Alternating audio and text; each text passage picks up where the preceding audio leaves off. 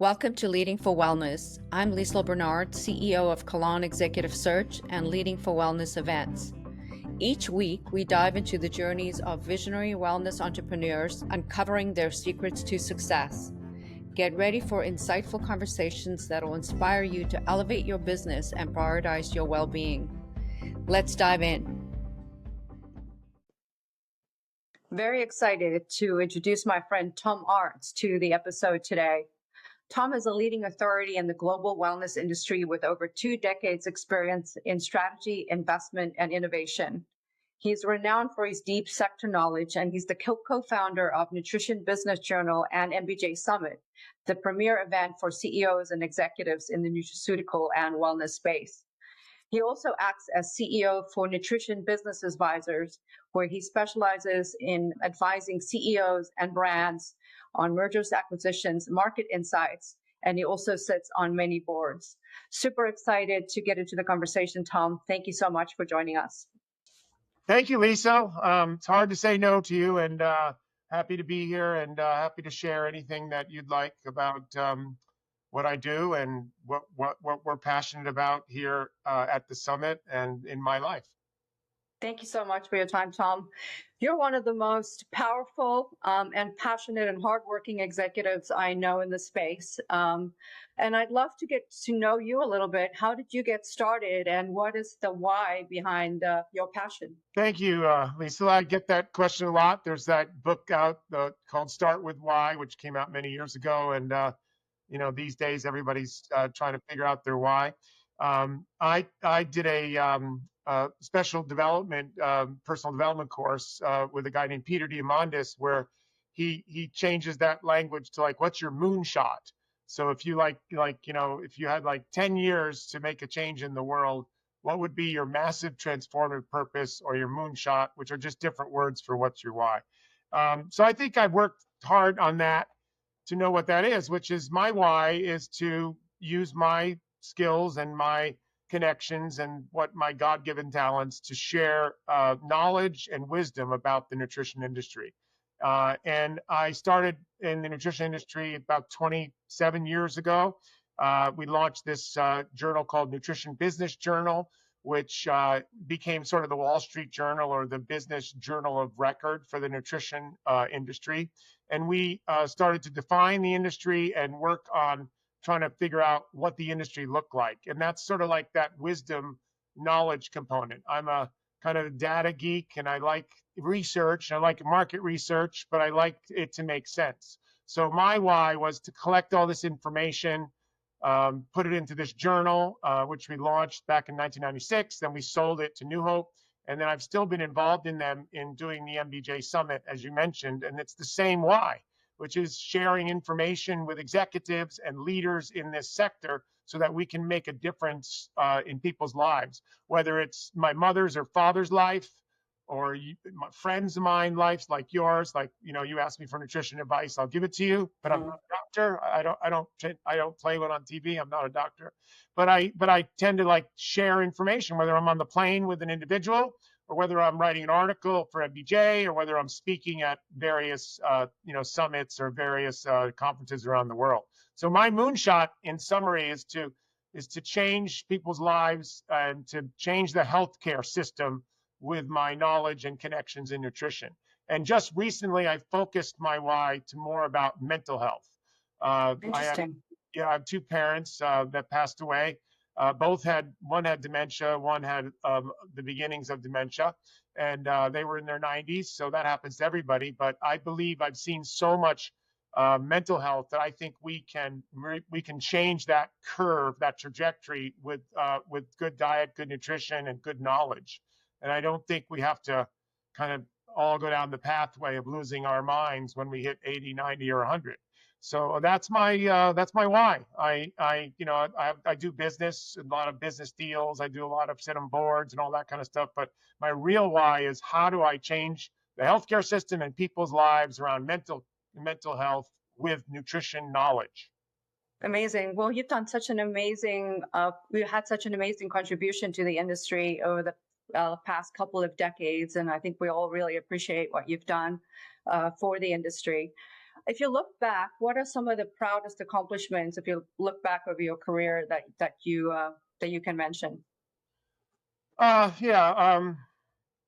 Thank you for asking. I mean, I think it's good to celebrate what you've Hmm. done, and I've made a lot of mistakes. I've learned a lot of things over the years, but I would say that one of my accomplishments I'm most proud of is being a kind of a diplomat and a sort of center of the universe for the industry to share this knowledge. And I created several platforms to do that. Obviously, MBJ is one of them.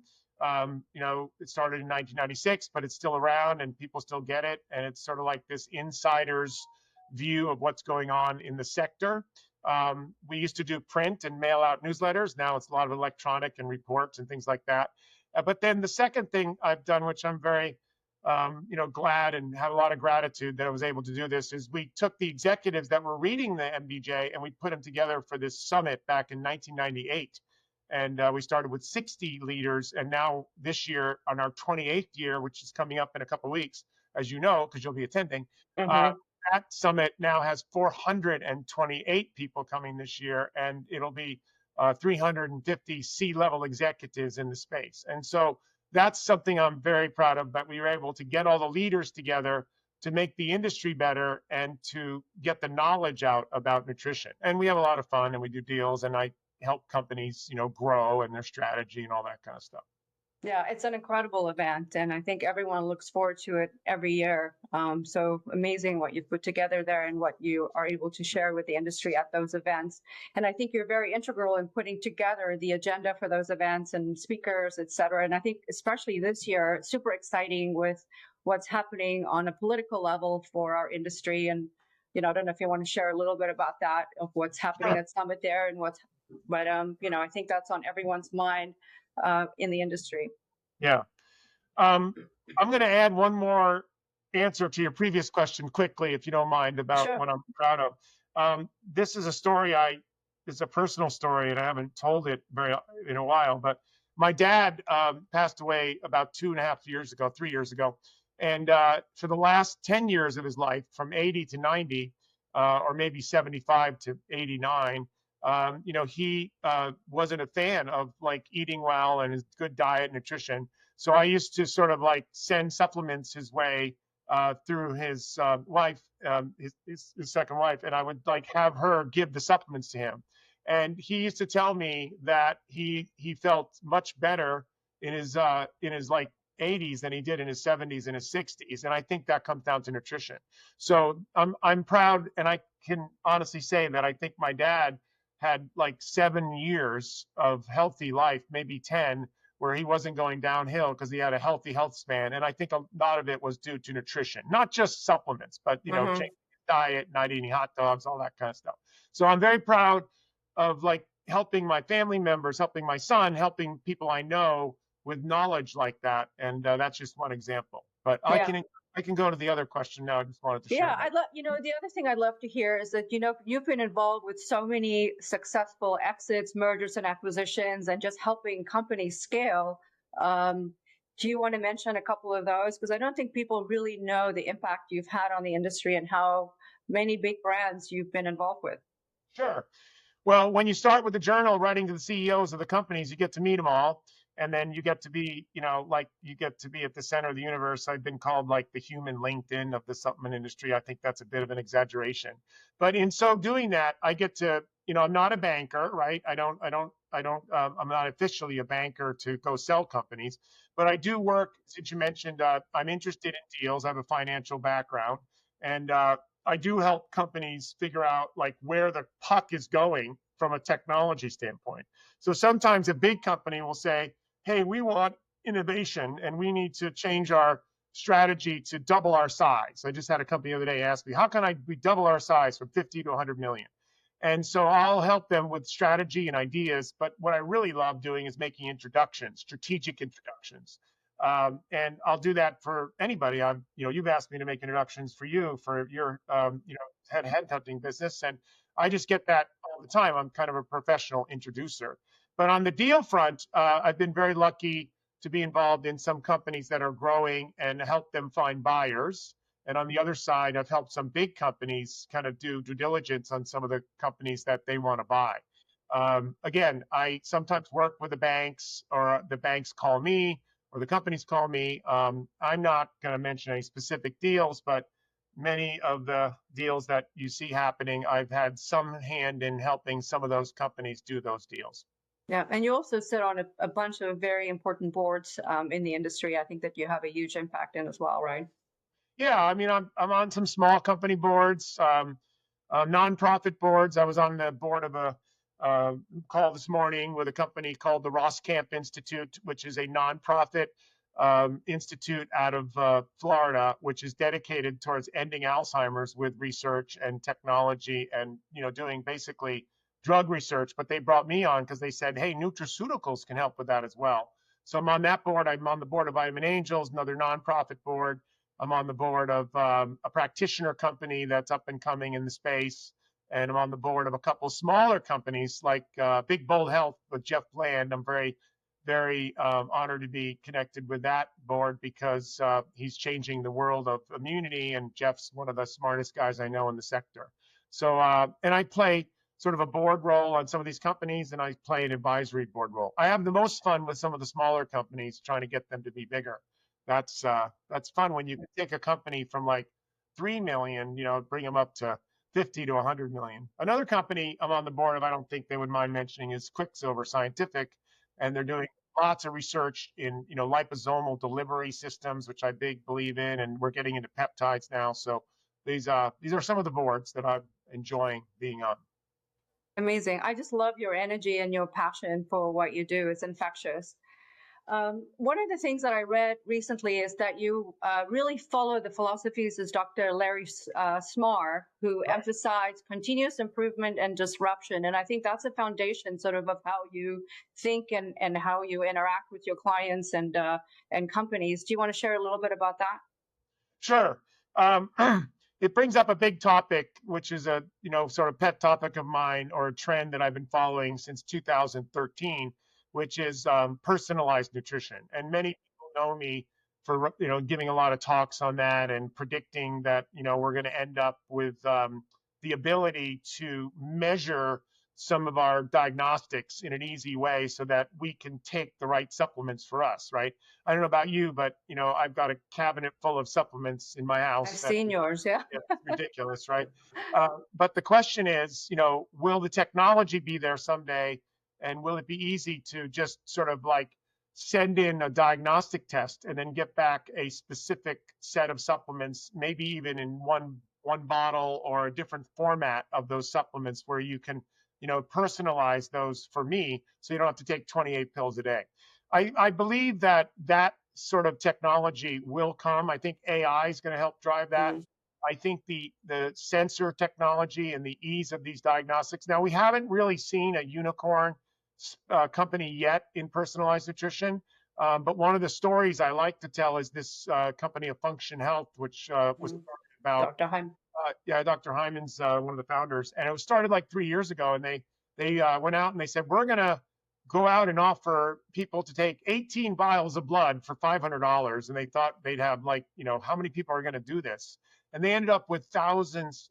Like, they have a wait list of like 20,000 people wanting to do this. Wow. So that says to me that people are turning the corner now with biohacking and diagnostics. And if it becomes easy to get these diagnostics, then you can actually figure out what you need. At the end of the day, we take all these supplements, and a lot of people say some of them go through your system and you have expensive pee at the end of the day. But the question is, what is going to get in your system? What's going to make a difference? And I think the ease of this diagnostics, like Larry Smarr was the one who gave me this idea, because he was considered the most measured man. When he went to his doctors, he'd have more data than the doctors. And I said, I'm going to become the most measured nutrition man. So one year I did 27 tests. I did 5 microbiome tests. I did 172 vials of blood. I did genetic testing. I did metabolomics testing. I did poop testing. I did all these tests, and I vascular health and all that stuff. And I tend to do that. It's hard to do that every year, but I tend to try to be more tested than the average guy. Sometimes you find out more information than you need, but it's fun. If you don't have the data, then you never know if you're having that one thing going on in your heart that could be a, widow maker, or if you don't have the right data, maybe you're early stage prostate cancer. But if you can catch it early, then I think you can do something about it. And it's not only supplements, it's other things, lifestyle, drugs, maybe all kinds of stuff. But I mean, I think nutrition can be a big component, but you need to know what you're pursuing from the diagnostics. Yeah. And then there's all these different biohacking, options now as well, the chamber, red light Yeah, therapy, yeah, cold plunge, all of that good stuff, which I know you do as well. yeah. We're doing that at the summit this year, our last day. Not to give it a commercial, but we're doing executive wellness day, because our theme is transformation through innovation. And the first day, we're going to talk about the industry and companies and how you transform your company and how you transform the industry. But the last day, we decided to have some fun, and we're bringing a bunch of biohacking modality devices like PEMF and red light and cold plunge and sauna. And we're going to let the executives play with those, because I think this biohacking space is getting big. I don't know about you, but you look to the left and look to the right. When you drive down the street now, you see another med spa, another infrared sauna, another cold plunge. So it's probably going to go up and go down. But the biohacking interest in, the whole idea of slowing down the aging process, feeling better, improving your mitochondrial health, going to get a cold plunge because it's going to, be good for your mitochondrial system and good for everything else about your metabolic health. These are things that people are doing now, and starting to really pay for them and like them and putting them in their houses. Yeah, it's amazing. And I think especially post-COVID, people realize that they need to take, their health into their own hands, and they can't rely on the traditional medical system to do that. How do you predict things are going to change with our new political situation, and then also just with AI? You mentioned before, personalized nutrition is going to be the next thing. But what else do you predict for the industry, and how fast do you think it's going to change? Yeah, there's a lot of questions there. Politics, I'll put that aside for a second, but I'll come back around to that. AI is another topic we're covering at the summit. I do not profess to be an expert in AI. I think when you get to be a little older, it's hard to keep up with all the technology. But I'm sure you're using AI for this podcast, and I think that people are using AI to make their lives easier and better. There are some platforms in our space that are being started, like ingredients.ai, where they're helping companies take over product development. I think there's some bullseye targets for AI that are going to help us as an industry get better and get faster with product development. I mean, our industry is a lot about product development. What's new? And AI is going to help with that. Since you asked about politics, I'm not going to dive into the current political situation maybe at the current administration. But I will say that with this new administration, we got this new HHS Secretary, Robert F. Kennedy Jr., and I know he's somewhat controversial, maybe even more than somewhat to many people. But there are some certain fundamental values that he has that I think are going to be good for the wellness industry. And I think they're going to be ultimately good for the supplement industry. I think the supplement industry sometimes gets lost in all this political stuff.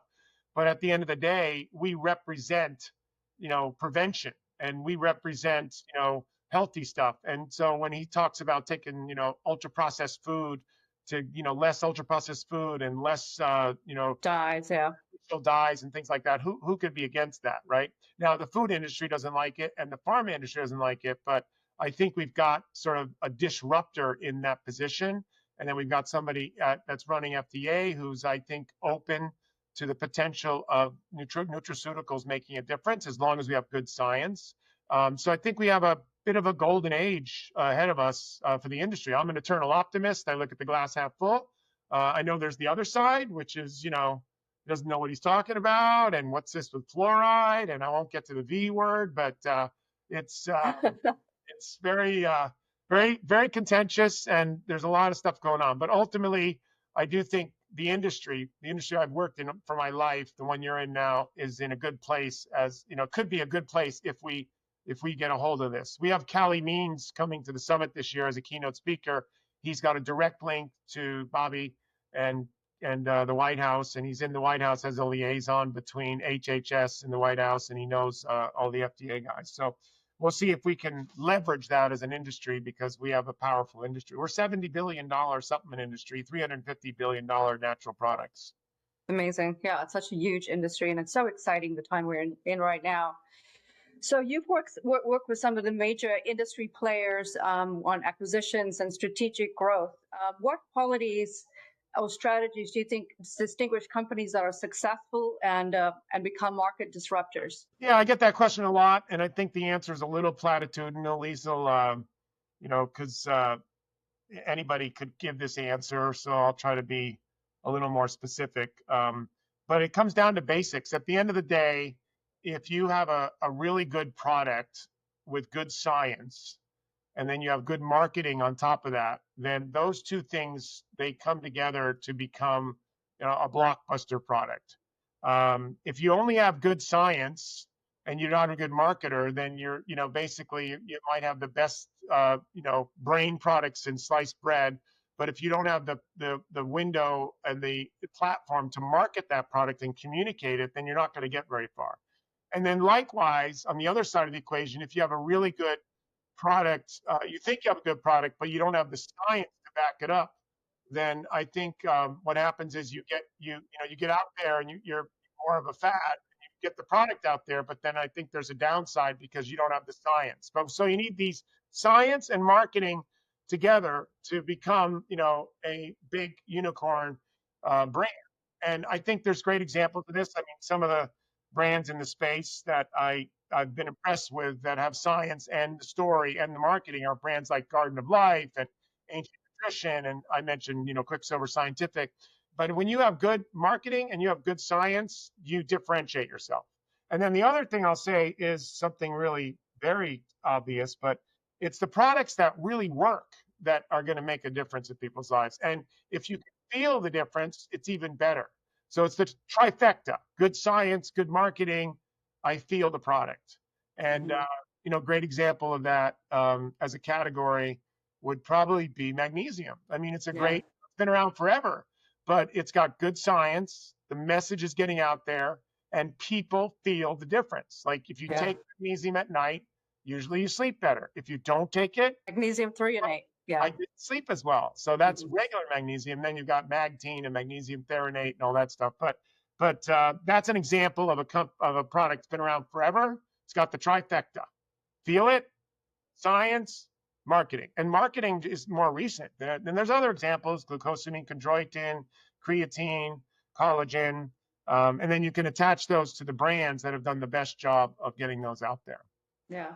And I think the brand ingredient sector, I think, is really taking off because that's really an area where, now the ingredient itself is becoming, a brand and being marketed accordingly. So very exciting time. In fact, our next Leading for Wellness event is going to be focused just on education on magnesium, because I think a lot of people don't know the differences between the different magnesiums out there.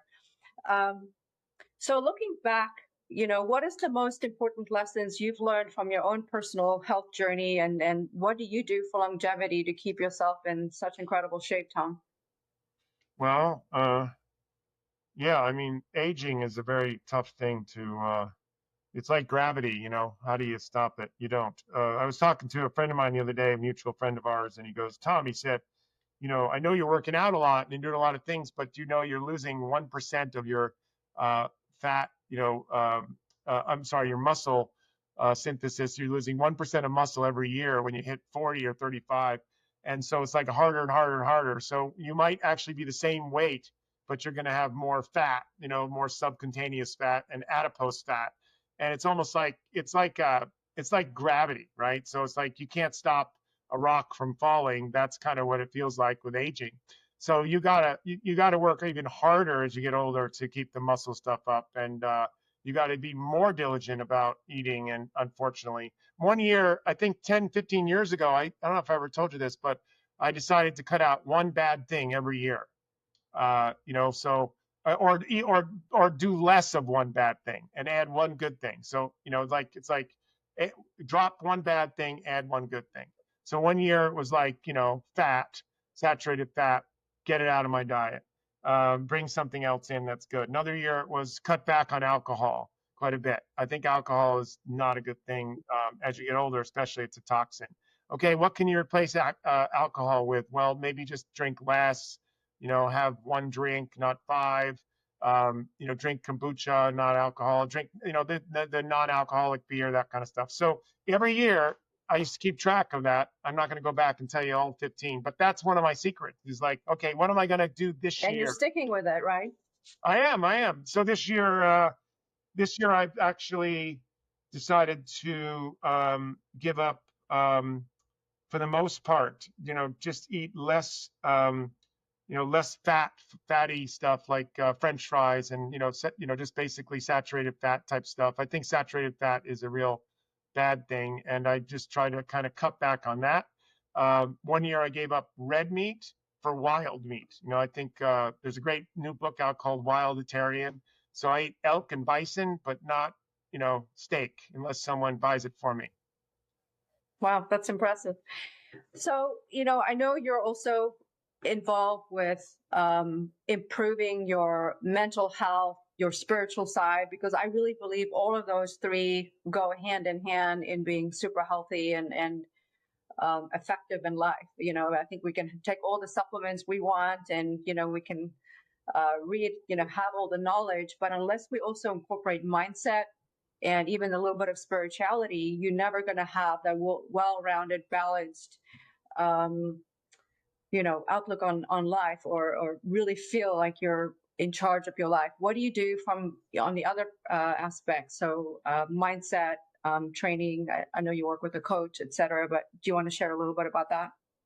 Yeah, that's been a journey that I've struggled with over the last few years because I'm a type A person and I, usually didn't get enough sleep. And that's another thing I've added, right, is sleep.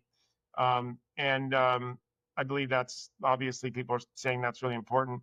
But I think the biggest thing I've been trying to do for the last 7 years is, do a meditation practice. I know that you do that. And, I try to meditate at least once a day. I shoot for twice a day. I have a lot going on, a lot of moving parts and ADD. So it's really hard for me to meditate. But when I actually do it, it does help me. And I'm to the point where I have a coach that calls me every single morning at 7 a.m. and we meditate, that helps me a lot. Slowing my mind down by getting outside. I live near the ocean and just, I got a dog so I could walk my dog more often. He's a lot of energy, so that's good. Yeah, I think, just sort of like trying to replace again alcohol with other things that I think could, calm me down and just sort of like, basically try to manage my stress as much as possible. And biohacking, Yeah. I think that that's helped me a lot. Like, getting in the sauna at night before bed. If I have a sauna before bed and I go to sleep, I sleep 20% better on my own ring just from going in the sauna. Just having your body heat elevated for a little while before you go to sleep, I think makes such a huge difference like that. And I think especially sauna, red light sauna, right? Yeah, no, infrared sauna. You've got to do the whole shebang. And you don't need a lot of time. And it's, like 20 minutes, but it's sort of like when I don't do that, I sleep like mediocre. When I do, I sleep better. So those are some of the things that I've done that I think make a big difference. Great. Well, thank you so much for your time, Tom. I want to end with one question. What is the legacy that you hope to leave behind, both personally and professionally in your life? That's a deep question, Liesl. Do I have to answer that on a Friday afternoon at 2:50 p.m.? Yeah, I would say that. Well, I think you've already left a legacy behind in the nutrition space. So yeah, maybe but you can. I think that, if I'm really shooting for my moonshot, then I would say that, in 5 years from now, Alzheimer's and mental diseases are decreased, not increasing. And I had something to do with that. I don't know, like, I'm not going to be the guy that's going to solve it all, but I made some connections that are going to decrease the amount of people that get Alzheimer's and Parkinson's and dementia, at older ages. And we push that off. And we've done, whether it's peptides, some of the advanced work I'm looking at in peptides, or whether it's, stem cells or all kinds of different advanced techniques. I believe that we have in our midst with AI and all this stuff, the ability to end Alzheimer's. That's my moonshot. So I want my legacy to be Tom Aarts was a guy that connected everybody in nutrition, and he was a good dad, and he helped his son become healthy and be smarter in school, and he helped everybody around him. But at the end of the day, he also helped to kind of solve some of the major health issues that we have, particularly around mental health and Alzheimer's. That's what I hope is on my short gravestone.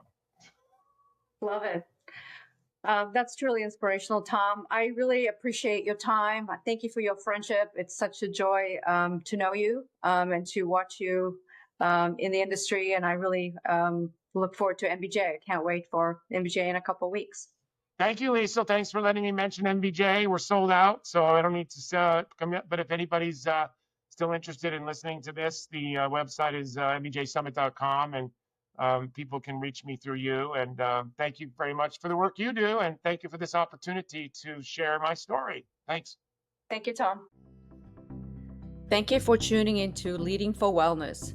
This podcast is powered by Leading for Wellness CEO and Investor Events and Kalon Executive Search. If you enjoyed the show, please rate and review us on your favorite social media platform. And to learn more about our services, visit leadingforwellness.com or kalonsearch.com and follow us on Instagram as well.